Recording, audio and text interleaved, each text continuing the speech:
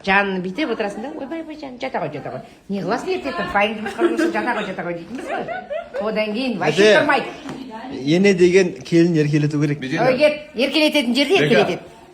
Еркелетпейтін жерде. Таңғы бесте тұрыш керек. Біздің дәретсіміз дайындаш керек. Неге ден намысқа? Ай, ондай адам жоқ қой, кім намаз оқитын ешкім жоқ қой, дәретсіз дайындайды. Бұл кісінің енесі ондай емес, иә? Алдында ұйықтаса, бірге ұйықтаймыз деп жазып. Образын қарасаңыздаршы бұл кісінің. Ойпырмай, бірақ плов жеп алды. Сондай енелердің қадірін білетін келін болса. Қарапайым. Неғып білмейді. Салдық тастайсаршы. Біледі, әне. Анаған салдық таста. Мына шай құйып жүргенде кетсе, яна кетті. Бүгінгі екеуміздің образымыз осындай. Ой, құдай. Ас болсын жаным. Тамағын ішкен жоқсың ба? Шай тамағын ішкен. Сен неғып жуғылып атсыз мына жерде тамақ ішіп кейін. Қысса, иә. Қазір таяқ жейсің қазір. Ана нелерің айтатын шығар, оқырмандарың мына кәтес. Бол, дес. Енді қалайсыз енді? Амандасып қойыңыз көрермендеріңізбен.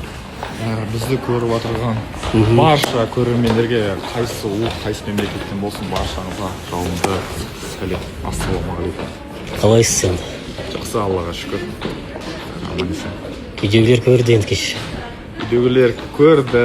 Енді неше түрлі комментариялардың бәрін оқыды. Не болып жатыр енді комментариймен? Енді не деймін, не дей аламын, енді халық өздері біледі, не айтқысы келеді. Енді әрбір адамның аузынан қақпақ бола алмайсың. Енді бәріміз өз ойымызды білдіруге құқылымыз. Сол себепті мен бұл мәселені айтқым келіп тұрған жоқ. Жалпы енді жаңағы Шолпан да ойып жатыр, көрермен де ойып жатыр, Әділжан Жанеркен ұмытты ма деген. Бұл қарым-қатынас нақты тоқталды ма дегенде ғой. Біздің қарым-қатынасымыз тоқтады. Тоқтады. Бір ауыз сөзбен. Сіз Гүлвира. Жақсы, өзіңіз қалайсыз? Жалпы өзге ер азаматтан комплимент есту қаншалықты дұрыс? Жақсы, нормально мен үшін. Мысалы сізді болашақ. Бірақ қасында қызы отырып айтса, кішкене сәл ыңғайсызданып қалады екенсің. Біртүрлі, иә? Сәл біртүрлі болып қаласың. Демек қыз түсінеді. Иә, жанында қызы отырып айтса біртүрлі. Не істерімді білмей қалдым, қандай реакция танытатынымды. Мысалы сіздің болашақ жігітіңіз сөйтіп айтып жатса, сіздің реакцияңыз қандай болар еді? Прям қандай беріліп енді жаңағы, иә. Онда кішкене мен де біртүрлі болып қалады. Өзіңіз де біліп тұрса, беріліп. Мен де жаңа сондай неге күйге қалып қалдым, сәл ыңғайсызданып қалдым, ортаға шықпайын десем де, қолымнан ұстап алып кеткенсің. Білмеймін, дұрыс түсінген шығар деп ойлаймын жанында.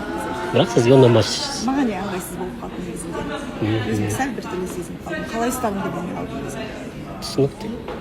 Қалайсыз? Жақсы, өздеріңіз қалайсыз? Бәрі жақсы.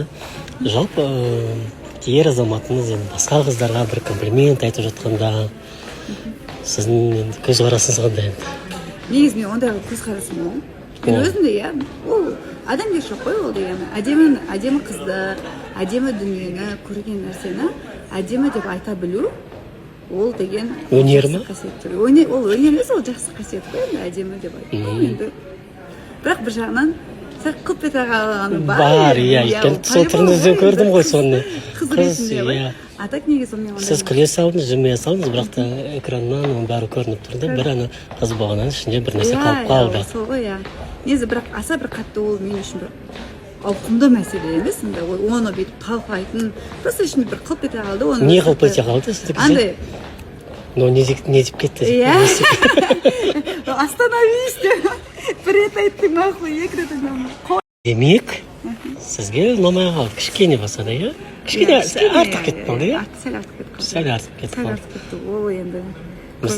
Мысалы, сіз басқа бір ер адам тамсанып айтсаңыз, мысалы, ұнамайды ол кісіге. Ұнамайды. Сол үшін мен айтпаймын.